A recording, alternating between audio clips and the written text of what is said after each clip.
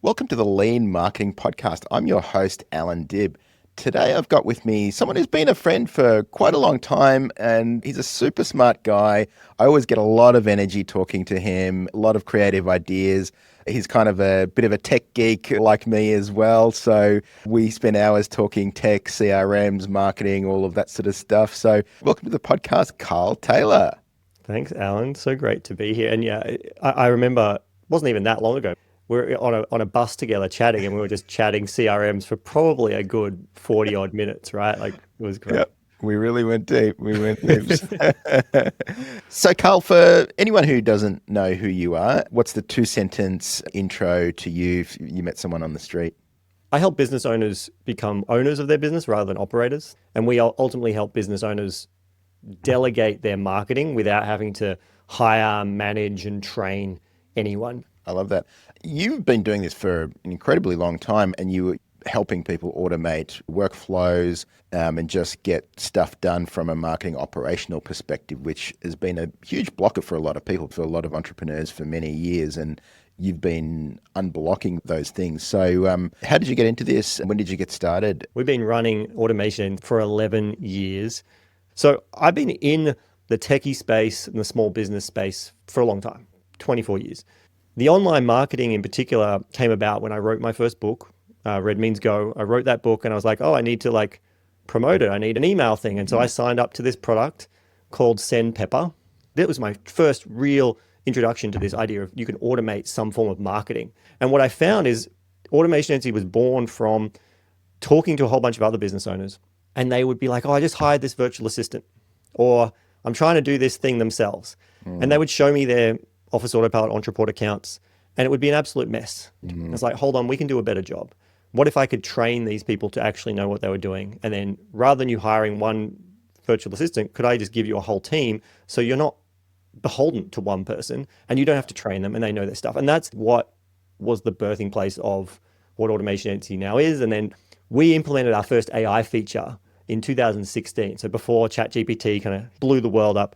And then funny enough, we just replaced that whole system recently with a simple ChatGPT prompt now that does what cost us a lot of money to have a data scientist create, years ago. The vision and where we're going even more now with some of the stuff we're building is to really be that all-in-one marketing team for small business.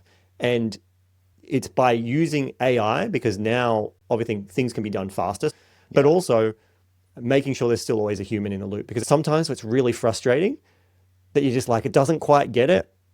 And then, whereas imagine if you could just do that initial bit and then go, let's just send it to a human to fix it, to polish it off, and you don't have to worry. That's kind of where we're going and what we're building, which is very exciting. I'd love to get your take. What are you seeing some of the biggest opportunities with AI right now? So, I mean, there's a ton of things you can do. And what I'm interested in is how do we intelligently create leverage, and leverage meaning just get more results by doing less stuff. And perhaps, I think you probably more than anyone else are seeing opportunities that a lot of people are missing. We are in a huge influx of content. The technology is there, and not everyone has that same stance. They're just pumping out content. So It's never been easy to create content, but at the end of the day, it's got to strategically solve and serve your business. The problem with tools like ChatGPT, and it is getting better, is they don't fully understand what you do. They don't know everything you do. What you really need is you need to teach the AI who you are, what your business stands for, what are the brand values, what does your ideal customer actually look like. It needs to have that extra context. And so you need to look for AI tools, learn over time more about you and our brand. Like, one of the things we're building is this integrated memory. So when you're delegating a task related to your brand, if it asks a question, you answer it, it remembers that over time. I think some of the more interesting AI opportunities for businesses right now, it's going to get clamped down on eventually, but right now, AI phone is really interesting. Like, there are some, depending on who you sell to, an AI receptionist is super easy. Like, if you right now, you've got a lot of calls in your business going to voicemail, you should replace that straight away with an AI receptionist.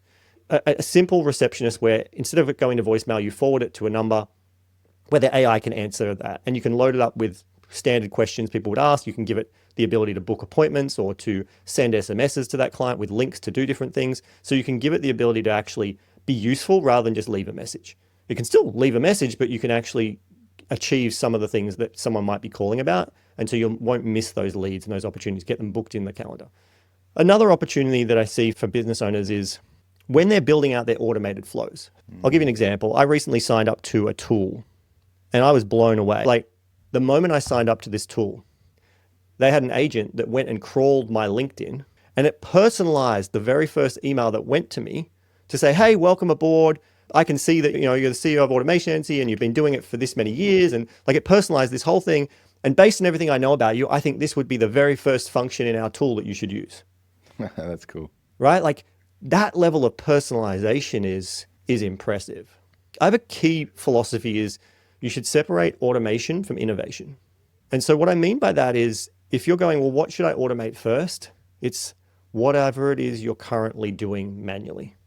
Map out your current process. Once you've got that set up, you're getting yourself time back. Now you've got time back. Now you can look for where are the opportunities to enhance and to improve. I want you to understand my definition of automation is not just tech. My definition of automation is me not doing it. So to me, automation is about tech and team. It's not about just a tech tool. And so this principle of separate automation from innovation is true for when you're building team pipelines. Like I haven't automated my entire flow. Yeah. I've just gone, here's a step that was taking a lot of time. Can I find a way either with tech or team to make that easier? Yeah, it's a very common trap where people are like, dude, you don't even know how to do this manually. You have to tell the machine, do this, then do that. So some steps are done by team, some steps are done by tech. But if you don't know how to do the thing, you're going to have a pretty hard time. In computer science, they call it GIGO, garbage in, garbage out, right? So if your inputs are not good, your outputs are going to be not good either, right? So the key is really with large language models like ChatGPT, like Claude, DeepSeek, whatever you're using, is framework plus context. Like what sort of process do you want it to follow? What format do you want it in? What do you not want? So what are the negative things that you want it to look out for? And then context. And the more context you can give it, and I get much, much better results. I use it as a tool to really augment my abilities. I still can't get it to just completely do this stuff, but it's like a really powerful research assistant on tap. So I think of it that way. I think we are coming into a wave economically that we are going to see a huge shift in how work happens. I think that's inevitable. But right now, I don't see them eliminating us. They are still very much augmentation tools. And if you use them well, you really can move so much faster. And that to me is hugely valuable. That idea of being able to get more done with less time, less thinking. Hey, Allan here. Want to dive deeper into today's episode? Head to leanmarketing.com/podcast for links to all the resources we mentioned, plus some exclusive ones just for podcast listeners. You can also subscribe to get notified when new episodes drop and receive my latest marketing and business tips right in your inbox. That's leanmarketing.com/podcast. Now, back to the show. I found it really powerful using it as a thought partner where it's like, does this make sense? There are so many better ways to use them and so many more powerful ways to use them, especially if you're thinking about augmenting your abilities and then also taking into account their limitations. So the limitations, especially now, is that they're essentially giving you the median response, the average response. So, which in a lot of situations is great, but where they suffer is where you're coming up with a novel idea, something brand new, something really novel, and then you can augment your abilities and help you basically compound that idea and implement it in a really powerful way by using it to help you generate ideas around it. But I think you hit the nail on the head because I've been thinking a lot deeply about this, obviously with what we do at Automation Agency and where we're going. What unlocks is speed. Where it gave you the ability to automate certain things and create processes, which was very beneficial to the business owner. People are building relationships with AI already. So AI can actually it's no longer humanize the exceptions. It's kind of like humanize and augment the exceptions because the routine is easy. You've got to consider AI has to be in your marketing mix and your overall business mix because consumers will demand the speed that only AI can currently deliver. Yeah. Where are we going to be in a year from now, in 5 years from now? In terms of AI, in terms of automation, are we going to have much smaller teams? I hear Sam Altman keeps talking about the one-person billion-dollar company kind of thing. So who's going to be the first person to build a billion-dollar company by leveraging AI? Or do you think we're just going to increase productivity per unit? Where are we going? So increasing productivity per unit, 100%, that's already happening. We can see it. We see it in my own company because one of our core values is work smarter, not harder. Like, I don't care how many hours you work. I care that you worked really smart, that if you could do something in 15 minutes, instead of 4 hours, like do it in 15 minutes. And so I don't think that's a stretch to go, hey, like one person should be out to put times 10 within around 12 months from now with the rate that the AI tools are building. And also when you've got the attitude of, I'm looking for ways to leverage this to get that. So I think that's happening and going to happen whether you like it or not. The more interesting part about the one person business is so interesting to me because I've really had this idea of a business is not a business unless it can work without you. And the only real way you could achieve that, you could build a business that allowed you to truly be the business owner and not the operator of the business, was by building a team. Yeah. Yes, you could leverage tech to do certain components, but you needed humans. You needed great people. I don't think it's going to be as fast as a year from now or 2 years from now that gets us there, but I do think that there really is an opportunity now for teams to get smaller. Are we at the point where a one-man business? I don't think we're there yet. You might still be a one-man business delegating to these other more specialized companies that are leveraging, if they're smart. I think the future for the short while at least is AI plus humans, which is where we're going.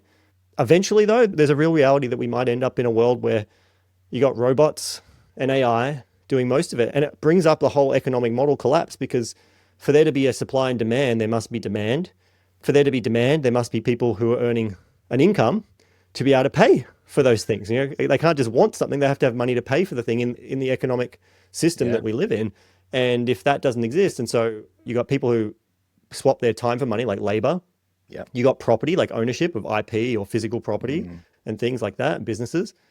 And then you've got governments provided subsidies like UBI or Centrelink and those kinds of things. Like they're the three main income sources that drive the economy. And if the labor market falls out, there are people way smarter than me that have been thinking about this for years, trying to solve this problem. And I'm hoping that's 20 years from now, but it's definitely a path I think we're heading towards. Well, it's always fascinating talking to you, Carl. Like I said, I always walk away with more energy, more ideas, more inspiration. So I really appreciate your time today. Thank you so much. You come with profound wisdom, great ideas. Thanks again. Always enjoy talking to you, my friend. Absolute privilege and pleasure to be here. Thanks. Thanks for tuning in to the Lean Marketing Podcast. This podcast is sponsored by the Lean Marketing Accelerator. Want to take control of your marketing and see real results?